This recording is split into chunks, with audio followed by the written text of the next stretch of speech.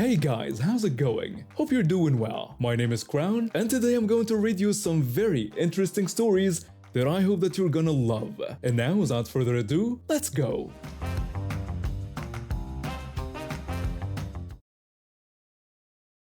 I'm 16 now, but this happened when I was 14 and in 7th grade.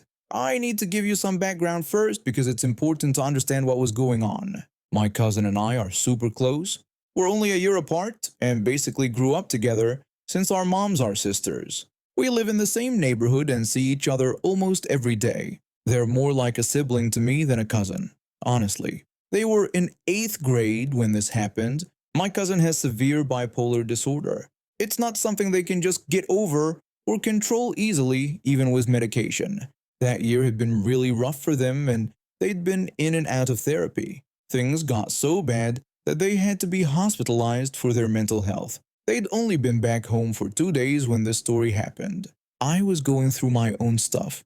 I was the weird goth kid at school with all black clothes, dark makeup, the whole thing. I also used they, them pronouns, which wasn't exactly common or accepted in my school back then. Most teachers either ignored it or made faces when I corrected them, but my 7th grade teacher was different. She really seemed to hate me for it. This teacher had it out for me from day one. She'd roll her eyes when I spoke up in class, she'd forget to use my pronouns even after I reminded her, and she always seemed to be looking for reasons to get me in trouble. I think she saw me as some kind of troublemaker just because I looked different and didn't fit into her idea of what a normal student should be. The incident happened during our end-of-year event day. The whole school was doing this big celebration where each grade got rotated through different activities. It was supposed to be fun, but I was already feeling anxious because my cousin had just gotten back from the hospital and I was worried about them.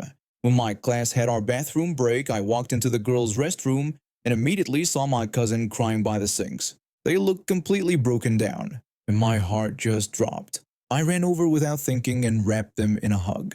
I asked them what was wrong and if they were okay. Before my cousin could even answer, my teacher burst through the door like she owned the place. She grabbed my arm and started pulling me away from my cousin. She demanded that I come with her right away. I was trying to keep my voice down because I didn't want to make a scene in front of my whole class, but I was starting to panic. My cousin was clearly in crisis and this woman was physically dragging me away from them. I asked her what she was doing and told her that was my family and I needed to see if they were okay. She yelled that I didn't need to do anything and threatened to give me in-school suspension if I went back to my cousin. She was literally screaming at me in front of everyone. Kids from my class were staring and I could feel my face burning with embarrassment and anger. I tried to explain that she didn't understand and that I needed to check on them because they had just gotten out of the hospital. I was still trying to be reasonable, still trying to explain why this was important, but she just scoffed at me like I was making it up and walked away, expecting me to follow. I was completely losing it at this point. I wasn't on any medication for my own mental health issues, and seeing my cousin in distress while being prevented from helping them was triggering my own panic response. All I could think about was that they might end up back in the hospital, and I knew I couldn't handle being separated from them again.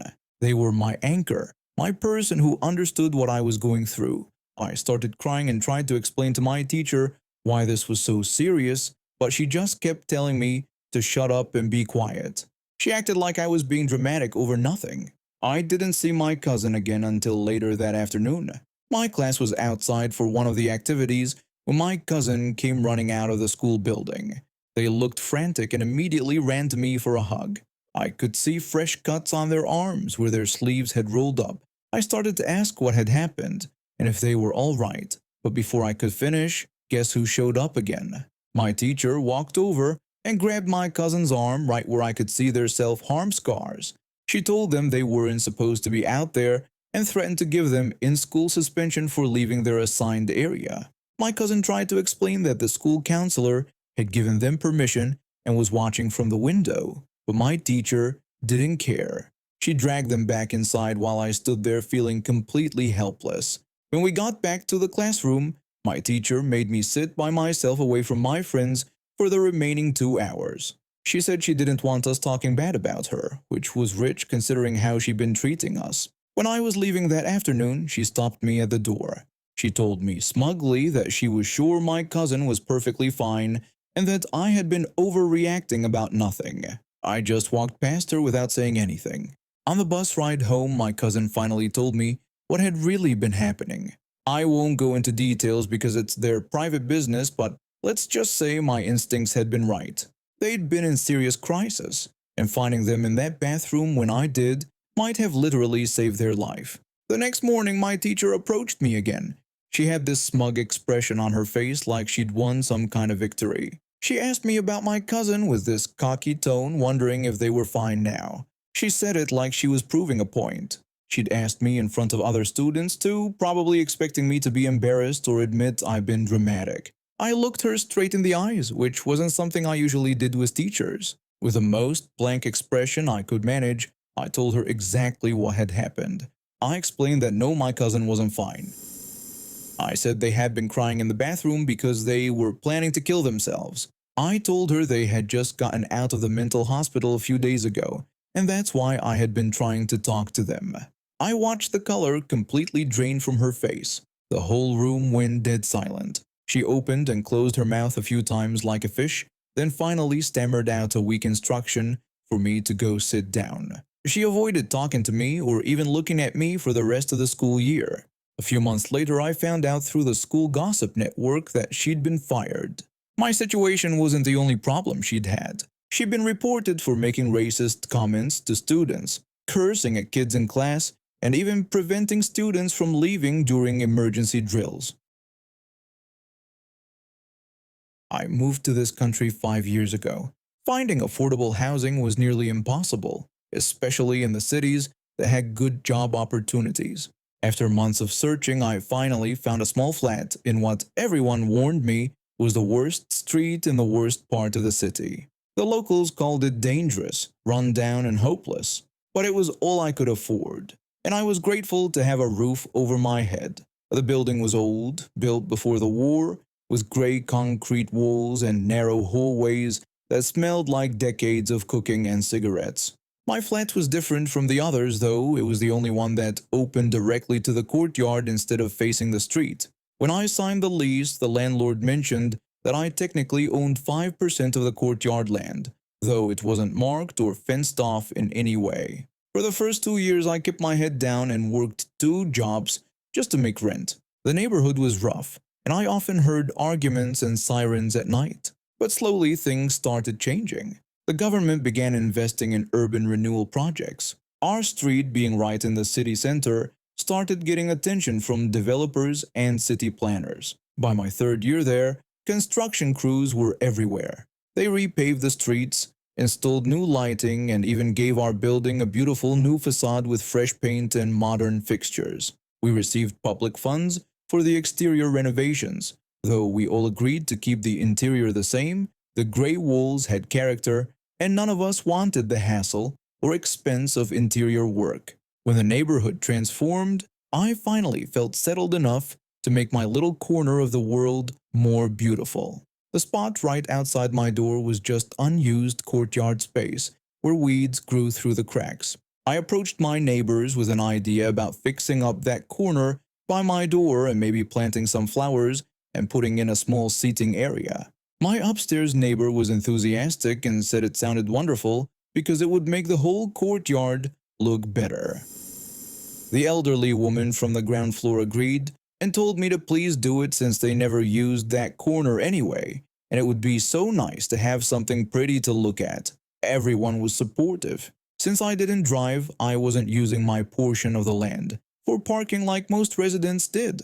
Instead, I spent my savings on plants, a small bench, some decorative stones, and even string lights. It took me months to transform that neglected corner into a peaceful little garden patio. My neighbors loved it.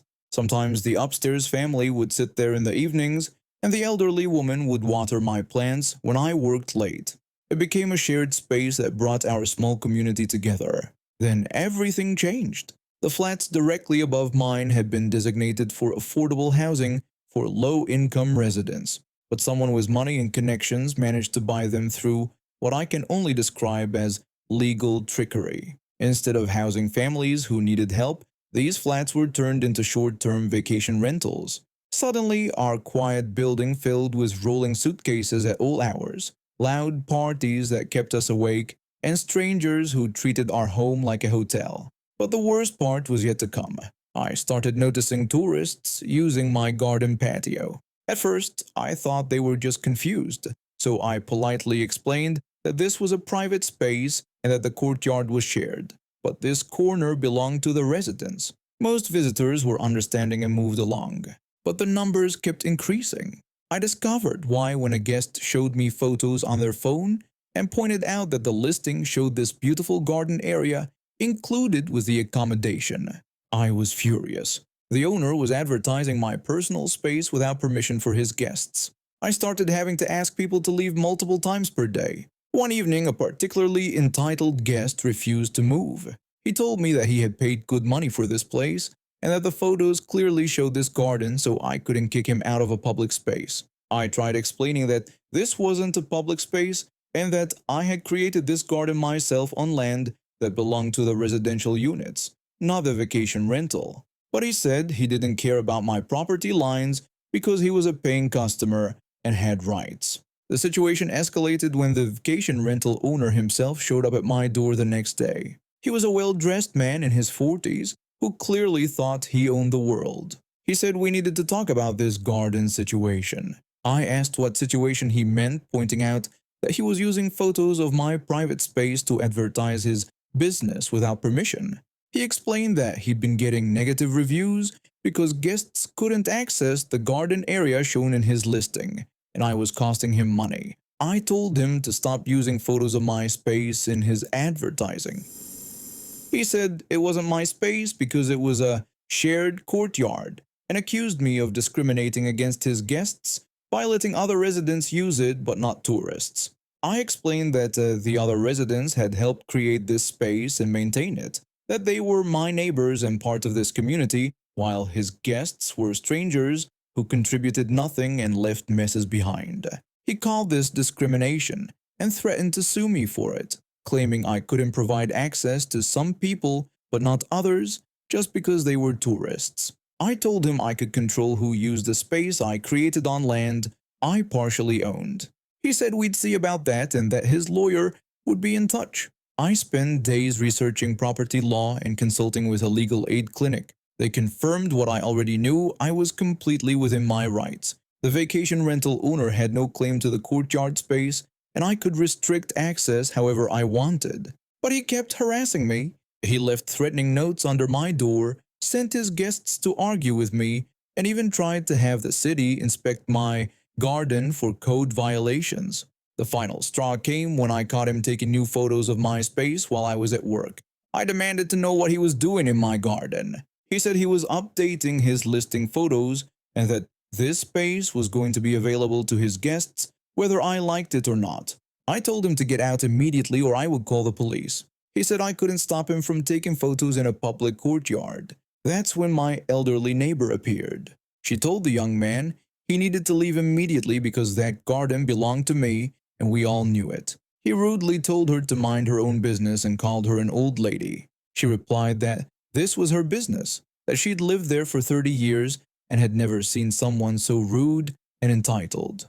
Other neighbors started coming out, forming a protective circle around me. The vacation rental owner realized he was outnumbered and left, but not before making one last threat that this wasn't over, that I'd be hearing from his lawyer, and he'd make sure everyone knew what kind of person I really was. A week later, I received a formal legal letter demanding that I provide equal access to my garden space for all building occupants, including short-term guests. The letter accused me of discrimination and threatened a lawsuit for lost revenue. I responded through the legal aid clinic with documentation proving my ownership rights, photos showing the before and after transformation of the space, and testimonials from my neighbors supporting my claim. I also filed a complaint with the city about the unauthorized use of private property in commercial advertising. The vacation rental owner's lawyer quickly dropped the case when they realized how weak their position was. But I wasn't done. I discovered that his vacation rental license required accurate advertising and prohibited the use of amenities not actually included with the rental. I reported him to the tourism board with screenshots of his false advertising. Within a month, his license was revoked. He had to cancel all existing bookings and refund guests who had been misled by his photos. The negative reviews poured in when disappointed tourists realized they'd been scammed. The flats above me eventually went back on the market. The failed vacation rental business and legal troubles had cost him more money than he'd made. A local housing nonprofit managed to purchase the units and convert them back to affordable housing for families who actually needed them. I work as a barista at a small family-owned coffee shop downtown. I've been there for about 2 years now, and I really love the job. The owners treat us well. The customers are usually nice, and it's walking distance from my apartment.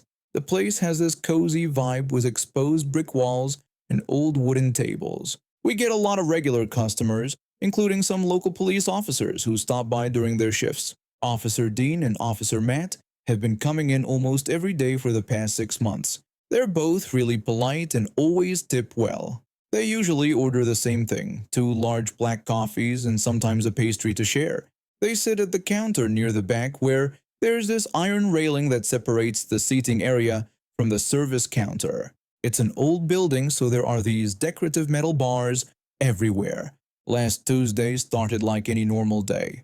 I was working the morning shift with my co-worker Sarah. The breakfast rush had just ended, and things were getting quieter. Around 10:30, Officers Dean and Matt walked in like they always do. Officer Dean greeted me with his usual good morning and asked for their regular order. I told him I'd get it ready and asked how their day was going so far. Officer Matt said it had been pretty quiet and that they had just finished some paperwork.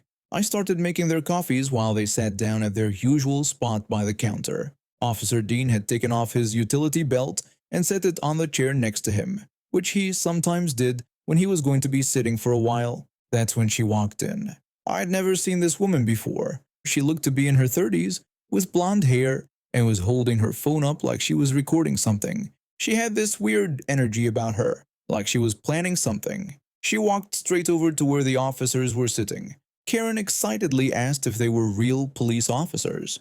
Officer Dean looked up from his coffee with a friendly smile and confirmed that they were, asking if there was something they could help her with. Karen said it was so cool and that she'd never seen real cops up close before. She asked if she could take a selfie with them. Both officers seemed a bit uncomfortable but remained polite. Officer Matt told her they'd prefer if she didn't and explained that they were just trying to enjoy their coffee break. That's when things got weird. Karen kept her phone pointed at them and started getting this mischievous look on her face. She begged them for just one quick photo, saying her followers would love it. She moved closer to Officer Dean, who was sitting closest to the counter railing. Before anyone could react, she grabbed something from his utility belt. I realized with horror that she had managed to get hold of his handcuffs. Officer Dean told her to step back, but Karen was too quick. In one swift motion, she clicked one cuff around Officer Dean's wrist and somehow managed to loop the other cuff around the iron bar attached to the counter. The whole thing happened in maybe 3 seconds. Karen shouted that she got him and that this was going to be so viral. She was still recording with her phone, laughing like this was the funniest thing in the world. Officer Dean looked shocked and immediately started trying to free himself, but the cuff was secure around the metal bar. Officer Dean told her she needed to unlock the handcuffs right now and that this was assault on a police officer. Karen just laughed and told him to relax, saying it was just a prank and that they took themselves way too seriously. Officer Matt had jumped up from his seat the moment he saw what was happening. His whole demeanor changed instantly. He ordered Karen to release his partner immediately or she would be placed under arrest. Karen kept laughing and holding up her phone, telling him to chill out and that it was just for her social media. She called it comedy gold. Officer Matt reached for his radio with one hand while his other hand moved to his taser. He gave her a final warning to release the handcuffs now. Karen said they were no fun and that she'd let him go in a minute. She asked him to just let her get a few more seconds of footage. That's when Officer Matt deployed his taser. The electrical current hit Karen instantly, and she dropped her phone. The whole thing was over in seconds, but what happened next was even worse for her. The shock caused Karen to lose complete control of her bladder. She collapsed to the floor in a puddle of her own urine, twitching and moaning.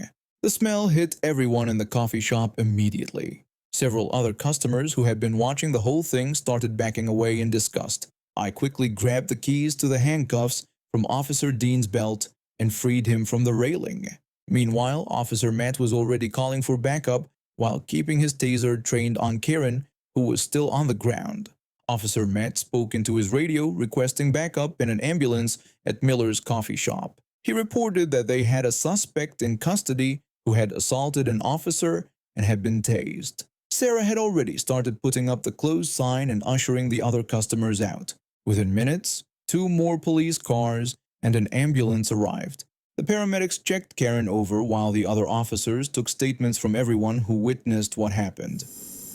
They were loading Karen into the back of a police car, now in real handcuffs. I could hear her trying to explain herself to the officers. She said it was just a prank and that she didn't mean any harm. She worried that this was going to ruin her reputation. Officer Dean, who had been incredibly professional through the whole ordeal, just shook his head. He told her that she had assaulted a police officer and created a public disturbance.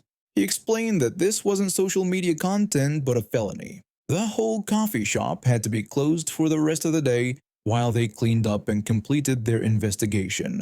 Karen's phone, which had been recording the entire incident, became evidence in her case. I found out later that she was charged with assault on a police officer, false imprisonment, and disturbing the peace. The video she was so excited to post for her followers ended up being used against her in court instead. She pleaded guilty to all charges and got 18 months in jail plus community service. I work in marketing, and one day I have found this side gig with a small digital marketing agency. They were looking for someone to handle social media content for their clients, and it seemed perfect. The pay was good, around $3,000 a month, and they said it was flexible contractor work that I could do around my regular schedule. The company seemed legit at first. They had me fill out tax forms as an independent contractor, which meant I'd be getting a 1099 at the end of the year instead of being on their payroll as a regular employee. This was fine by me since contractor work is supposed to give you freedom over when and how you do your job. I could work evenings, weekends, whenever I had time after my main job. For the first few months, everything went smoothly. I was creating content calendars, writing posts, and managing social media accounts for about 8 different clients. The work was interesting and I was good at it. I always met my deadlines, never missed a meeting, and even got praised by one of their biggest clients who said my campaigns had increased their engagement by 40%. But then things started getting weird. My supervisor started sending me messages asking where I was during regular business hours. At first, I thought maybe there was confusion about my status. I sent him a message explaining that I was a contractor, so I worked on this stuff in the evenings and weekends around my full-time job. He replied that they needed me to be more available during business hours for client calls. I told him I could schedule calls in advance, but I couldn't be available 9 to 5 since I had another job. That's when the demands really started piling up. They wanted me to check my email every hour, even during my main job. They set specific hours when I had to be online and responsive. They even wanted me to report if I was sick or taking time off, like I was their employee. The breaking point came when they started monitoring my computer activity. They installed software that tracked what I was doing and for how long. This was completely crazy for contractor work. I told my supervisor that the monitoring software wasn't appropriate for a contractor relationship. I explained that I delivered the work on time and the quality was good, so that should be what mattered. He brushed me off, saying all their contractors used this software and it was company policy. I pushed back, pointing out that contractors are supposed to control how they do their work, and that they were treating me like an employee while classifying me as a contractor. His response was cold. If I didn't like the arrangement, I could find work elsewhere. I started researching what actually makes someone a contractor versus an employee, and I realized I was getting screwed. Real contractors control their work schedule, use their own methods, and often work for multiple clients. They are not micromanaged like employees. But this company was treating me exactly like an employee while avoiding all the costs that come with having employees. The final straw came on a Tuesday night. I was at home around 11:30 getting ready for bed when my phone buzzed with an email. It was from the company's HR department with the subject line termination of contract. I was shocked they were firing me over email, and at nearly midnight no less. The message was short and cold, just saying my contract was terminated effective immediately and that I should refer any questions to my supervisor. The next morning I tried to log into their system to finish up some work I had pending, but my access was already cut off. I sent a message to my supervisor asking what was going on and if we could talk about what happened. His response was dismissive and rude. He told me to check my personal email, adding if you even do that, like I was some irresponsible person who couldn't be bothered to check email. This from someone who had just fired me via email at midnight. I spent the next few days feeling angry and frustrated. I'd done good work for them, brought value to their clients, and they treated me like garbage. But then I remembered all that research I'd done about contractor versus employee classifications. I looked up the Internal Revenue Service guidelines for what makes someone a true independent contractor. There are three main categories they look at: behavioral control, financial control, and the relationship between the parties. For behavioral control, the company had controlled when, where, and how I did my work. They'd set my hours, monitored my computer, and dictated my methods. Strike one against them. For financial control, they'd provided all the tools and software I used, set my pay rate, and I only worked for them during the contract period. Strike two. For relationship type, they'd treated me like any other employee with meetings, performance reviews, and company policies. Strike three. I wasn't a contractor at all. I was an employee they'd misclassified to avoid paying their share of Social Security and Medicare taxes, unemployment insurance, and to get out of providing benefits like health insurance. So I decided to do something about it. I went to the Internal Revenue Service website and found the form for reporting worker misclassification. It's called Form SS-8, and it's specifically for situations where you think you've been wrongly classified as a contractor when you should have been an employee. I filled out the entire form, detailing how they controlled my work, set my schedule, monitored my activities, and treated me exactly like an employee. I attached screenshots of their demands for hourly email checks, their monitoring software requirements, and their insistence on set working hours. But I didn't stop there. I also found out that my state's Department of Labor handles wage and hour violations, including misclassification issues. I submitted a complaint with them too, explaining how the company had violated labor laws by treating me as an employee while avoiding their tax obligations. The Department of Labor complaint was satisfying to fill out because I could request back payments for things like overtime hours I'd worked but hadn't been compensated for properly as an employee. A few weeks later, I got a call from someone at the Department of Labor. They told me they were opening an investigation into the company and that they'd found several other similar complaints. Apparently, I wasn't the only person they'd screwed over with this fake contractor setup. The investigator explained that companies who misclassify employees can face serious penalties. They have to pay back taxes plus interest and penalties. They might owe unemployment insurance contributions, and if they're found to have violated wage and hour laws, they could owe back wages to affected workers. About a month after I filed my complaints, I heard the company was in serious trouble. They'd been hit with a major audit and investigation. Several of their contractors have filed similar complaints after hearing about mine through word of mouth. What made it even better was learning that their biggest client, the one who had praised my work, had dropped them when they found out about the investigation. Apparently, that client didn't want to be associated with a company that was breaking labor laws. I ended up getting a settlement check for several $1,000s in back wages and misclassified pay.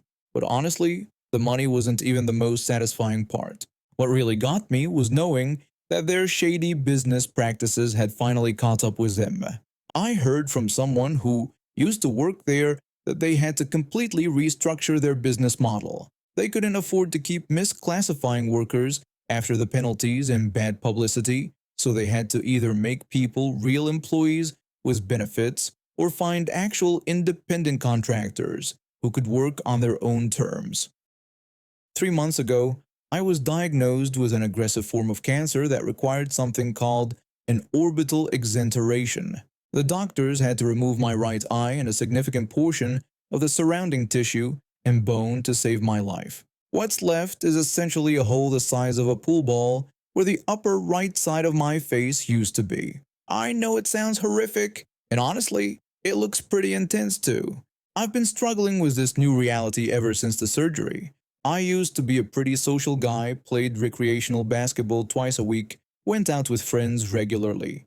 Now I spend most days inside my apartment, avoiding mirrors and declining invitations to hang out. My family keeps telling me to get a prosthetic or wear some kind of covering, but I'm not ready for that yet. I'm still trying to accept what happened to me, and covering it up feels like I'm lying to myself about my new reality. This trip to Boston was supposed to be my first real attempt at getting back to normal life. My college roommate lives there now and has been begging me to visit for months. I finally worked up the courage to book a flight and try to push myself out of my comfort zone. I always book window seats because I feel more secure with something solid on one side of me. Plus, if I angle myself right, other passengers can't see the damaged side of my face easily. When I boarded the plane this morning, I settled into my window seat and tried to psyche myself up for the 5-hour flight. About 10 minutes after I sat down, a family boarded. The husband was a tall guy in his 30s, and he had a seat in the row behind me. His wife looked to be around the same age, and she was holding hands with their son, who couldn't have been older than 5. They had the middle and aisle seats in my row. The moment the little boy saw me, his face completely changed. His eyes went wide, he took a step backward, and he actually made a small whimpering sound. I've gotten used to people staring or doing double takes when they see me, but seeing fear in a child's eyes always hits different. It reminds me that I'm not just dealing with a medical condition, I'm dealing with something that fundamentally changes how people see me. I expected his mom to quietly explain that staring isn't polite, or maybe distract him with a toy or snack. Instead, she looked at me for a few seconds, then leaned down to whisper something to her son. Then she turned to me with this apologetic but expectant expression. She asked me if I could switch seats with her husband, who was sitting right behind me. She said her son wasn't exactly comfortable sitting next to me and apologized, but explained that he was kind of scared and it would really help them out if I moved. I was stunned. I mean, I understood that her kid was frightened, but asking me to move because of how I look, that felt like a punch to the gut. I told her no, I was sorry, but I specifically chose this window seat and I wanted to keep it. She asked if I was sure, saying it would just be so much easier for everyone because her son was really having a hard time. I said I understood, but I wasn't moving because I picked this seat for a reason. She asked me 2 more times, each time with increasing frustration in her voice. Finally, she threw her hands up in exasperation. She said seriously, he was only a child, and she thought I might be a little more sensitive to the situation. That word, sensitive, it was like she slapped me. More sensitive? I've been nothing but sensitive about my face since the day I woke up from surgery. I've canceled dates, skipped family gatherings, and turned down job interviews because I was too sensitive about how people would react to seeing me. I've cried myself to sleep more nights than I can count because of how sensitive I am about this. I told her I was sensitive about it, and that was exactly why I needed to keep my seat. She said she got that I had my situation, but I had to understand that I was really traumatizing her child right now. She asked if I couldn't just put on sunglasses or something. The audacity of that comment nearly broke me. Put on sunglasses? Like that would somehow make the missing chunk of my face invisible? I told her I wasn't doing anything wrong by existing. I bought my ticket, chose my seat, and I was staying there. She said this was ridiculous and I was being completely unreasonable. She said her son shouldn't have to be subjected to this. Subjected to this? Subjected to me. Like I was some kind of horror movie monster. instead of a person who just survived cancer. The husband finally leaned forward from his seat behind me and told his wife that maybe they should just leave it alone, but she refused, saying it was not okay. She said their child was clearly distressed and I was refusing to show even basic human decency. At this point, other passengers were starting to stare and whisper. I could feel my face getting hot with embarrassment and anger. Part of me wanted to just give in and move to make the whole situation go away, but another part of me knew that if I backed down now, I'd never forgive myself. I repeated that I paid for this seat just like she paid for hers, and I wasn't moving. She said fine, but told me not to expect them to just sit there quietly while I made her son cry. She spent the next 20 minutes loudly explaining to her child that sometimes people look scary, but they're usually okay, all while shooting me dirty looks. She kept using phrases like the man situation and people who look different while looking at me pointedly. About an hour into the flight, she flagged down a flight attendant and said she needed to file a complaint. She claimed I was refusing to accommodate her special needs child, and it was causing significant distress for her family. The flight attendant, a middle-aged woman who looked like she'd seen everything, looked between her and me and asked what the problem was. The woman explained that her son had anxiety issues, and my appearance was triggering a panic response. She said she had asked me to simply switch seats with her husband, and I refused. She thought that was discrimination against her child's disability. The flight attendant asked if I would be willing to switch seats. I said no, I specifically chose this window seat, and I hadn't done anything wrong. The flight attendant nodded and told the woman she was sorry, but passengers weren't required to change seats unless there was a safety issue. She offered to see if there were any other available seats on the plane. The woman said this was unacceptable and threatened to report the airline for allowing discrimination against children with special needs. The flight attendant walked away, and the woman spent the rest of the flight alternating between complaining and making exaggerated sighing sounds whenever her son so much as looked in my direction. But here's where the story gets satisfying. About 30 minutes before we landed, her son dropped his tablet in the aisle and it slid under the seat in front of him. When she bent down to retrieve it, she knocked over her full cup of coffee all over herself and the floor. The liquid splashed onto several other passengers, including a businessman in an expensive-looking suit who was not happy about his laptop getting drenched. The businessman asked if she was kidding him right now, saying his laptop cost more than most people's rent. She said it was an accident and she was just trying to help her son. The businessman said, "An accident?" He pointed out that she had been causing a scene the entire flight. Now she had destroyed his computer right before the biggest presentation of his career. It turns out the businessman was some kind of corporate lawyer, and he was not the type to let things slide. He demanded her contact information and insurance details, threatened to sue for damages, and made sure every passenger in our section knew exactly what happened. The flight attendant came over and said she needed the woman to fill out an incident report. The woman claimed this was harassment. She said first I had refused to show basic courtesy to her disabled child, and now everyone was ganging up on her over a simple accident, but nobody was buying it anymore. The other passengers had witnessed her behavior throughout the flight, and several people actually came to my defense. An elderly woman said I hadn't done anything wrong, and that Karen had been rude to me the entire time. A middle-aged man pointed out that her kid had seemed fine after the first hour, and she was the one who kept making it a big deal. By the time we landed, Karen was flustered, frantically trying to exchange information with the angry businessman while dealing with her coffee-stained clothes and her son, who had started crying because of all the commotion his mother had caused. When I gathered my things to leave, the elderly woman who had defended me tapped me on the shoulder and told me not to let people like that get to me. She said I had handled the situation with more grace than Karen deserved. And now we have reached the end of today's stories. Thank you for watching, and see you next time.